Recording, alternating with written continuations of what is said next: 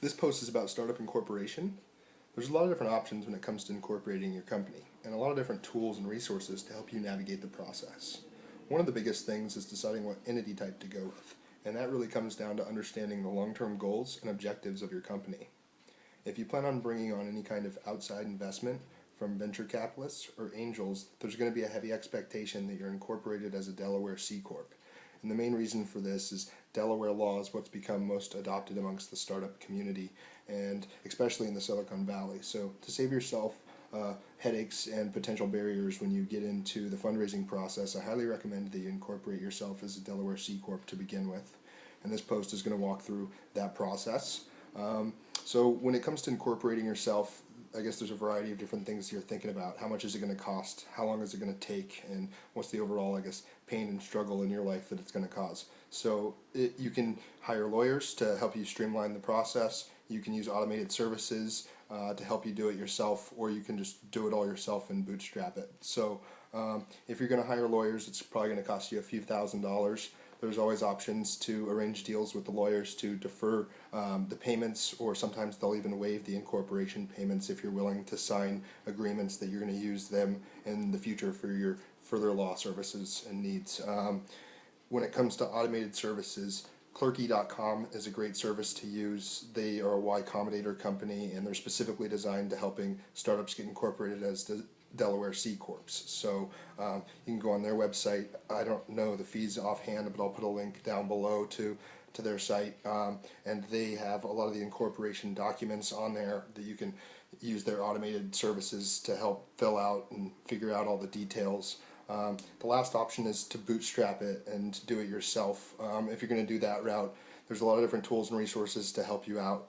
You can go on a lot of law office websites and even download templates, and you can also go on to the Secretary of State website of Delaware and get the incorporation documents directly from there. So if you're going to do it yourself, I'm just going to walk you through a lot of the main steps. You don't have to do this, but you can go and reserve your name and do a name reservation, and that'll make sure that your name is secured. I guess before you reserve your name, make sure it's available, and then you can reserve your name, and that'll make sure that it's being held while you go through the rest of the paperwork process. And then you're going to need to get yourself a registered agent, and if you're not in the state of Delaware, you'll need to hire a service to act as your registered agent. And that's a pretty small fee. I pay $50 a year for my registered agents, and depending on who you go with, their fees might vary. But you can go on the Secretary of State website, and there's a list of people that act as registered agents, and you can just call them up or go on their website and sign them up. So that's a pretty simple process too. And then I guess the main thing is filling out the Certificate of Incorporation, and that's the main document that you submit to the Secretary of State. And I'd make sure that you at least talk to a lawyer, consult with someone if you're going to be doing it yourself, and make sure that you're doing it correctly. But you can again get a template from the Secretary of State website or from a variety of different law offices if you hunt around, and make sure that what you're putting as far as language matches up with what's been used by other people. And to fill out that form, what you're going to need to do is you're going to need to define how many shareholders how many shares your company is going to have, and the price per share initially when you start your company. So, and then you pay a small fee and write a check and send in your forms, and then you're done with the Delaware Secretary of State Incorporation process. They'll send you a receipt, and then if you're working outside of Delaware, you're going to need to get a statement of designation by foreign corporation form filled out and submit that to the different states that you plan to do business in. So, and one of the things that they're going to require is for you to have a certificate of good standing from Delaware that just outlines that you are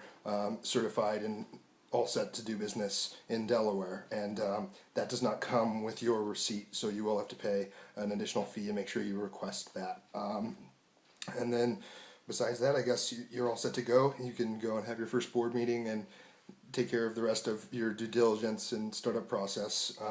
The next, I guess, big thing you need to do is get a bank account and get an EIN number set up with the IRS. So before you can get a bank account, you have to have an EIN, and to do that, you can go on to the IRS website and request an EIN, and it's a free process and takes about 5 minutes, and you can have an EIN.